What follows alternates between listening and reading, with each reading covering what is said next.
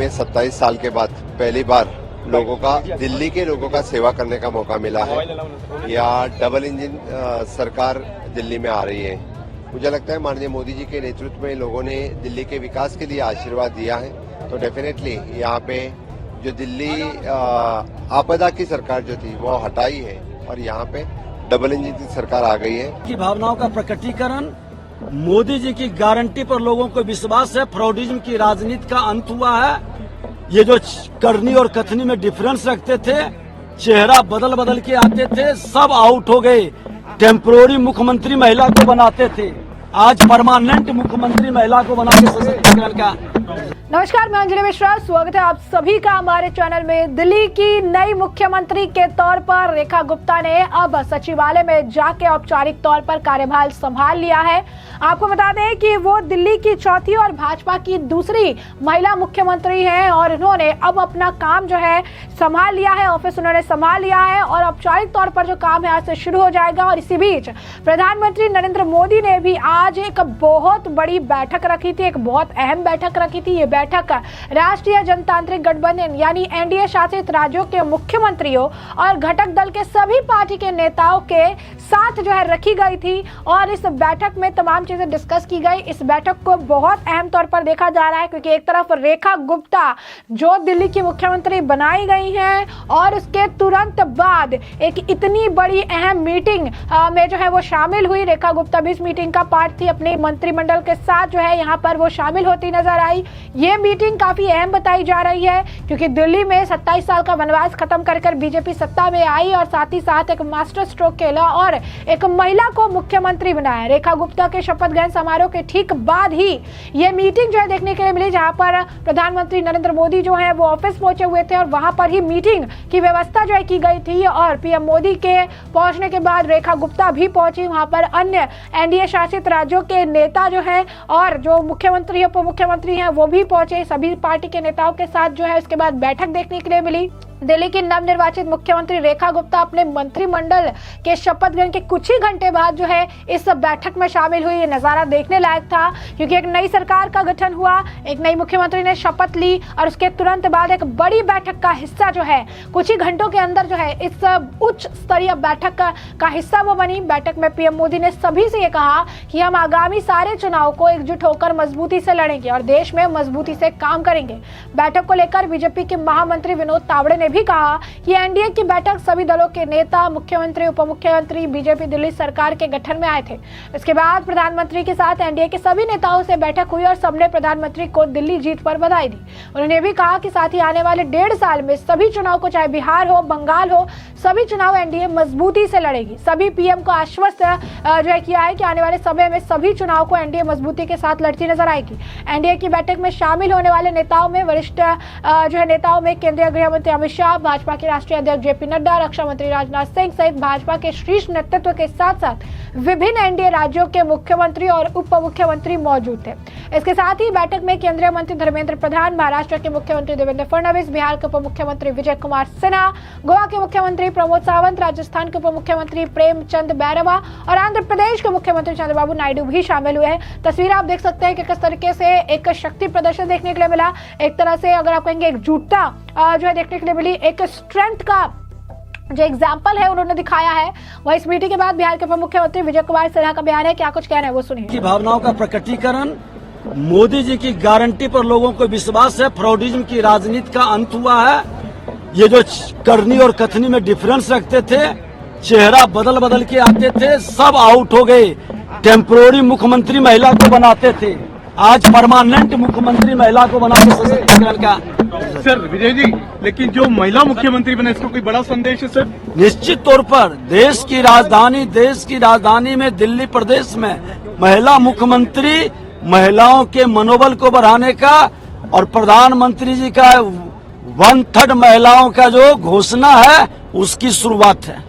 ये थे विजय सिन्हा जिनका एनडीए गठबंधन की भी बैठक हुई है, आज क्या बातें हुई है, क्या किस तरह की रूपरेखा बनी आगे? दिल्ली के लोगों की शुभकामनाएं, दिल्ली की जनता की जो परिवर्तन का, देश की भावनाओं का प्रकटीकरण का, और आज अब बिहार की बारी है। दिल्ली जीत हमारी है, अब बिहार की बारी है और बिहार में भी मोदी जी की गारंटी पर लोग को विश्वास है।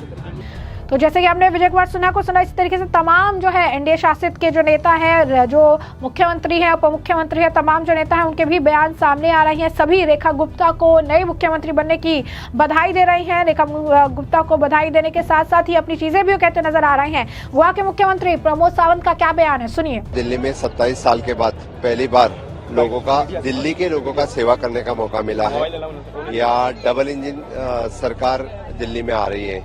मुझे लगता है माननीय मोदी जी के नेतृत्व में लोगों ने दिल्ली के विकास के लिए आशीर्वाद दिया है। तो डेफिनेटली यहाँ पे जो दिल्ली आपदा की सरकार जो थी वो हटाई है और यहाँ पे डबल इंजन की सरकार आ गई है। इंफ्रास्ट्रक्चर डेवलपमेंट होना दिल्ली में जरूरत है, ह्यूमन रिसोर्स डेवलपमेंट होना जरूरी है। तो मोदी जी के नेतृत्व में डबल इंजन की सरकार की तरफ से दिल्ली इस राजधानी में इंफ्रास्ट्रक्चर डेवलपमेंट और ह्यूमन रिसोर्स डेवलपमेंट होगा। बस मैं इतना ही कहूंगा। फिर एक बार नई मुख्यमंत्री मैडम रेखा गुप्ता जी को और उनके पूरे टीम को बहुत बहुत अभिनंदन। खास करके आशीष सूद जी को जो गोवा के प्रभारी रहे हैं उनको भी बहुत बहुत बधाई। तो जैसा कि आपने सुना कि यहाँ पर पहले मोदी जी को धन्यवाद दिया जा रहा है और उसके बाद रेखा गुप्ता को धन्यवाद दिया जा रहा है। और आखिरकार उन्होंने कहा है कि दिल्ली में 27 साल बाद जनता ने विश्वास जताया है और ये एक बड़ी उपलब्धि है और इसके बाद जो है अब एक साथ एकजुट होकर काम देखने के लिए मिलेगा। वहीं आपको बता दें कि इस मामले पर मध्य प्रदेश के मुख्यमंत्री मोहन यादव का भी बयान है। क्या कुछ कह रहे हो, सुनिए।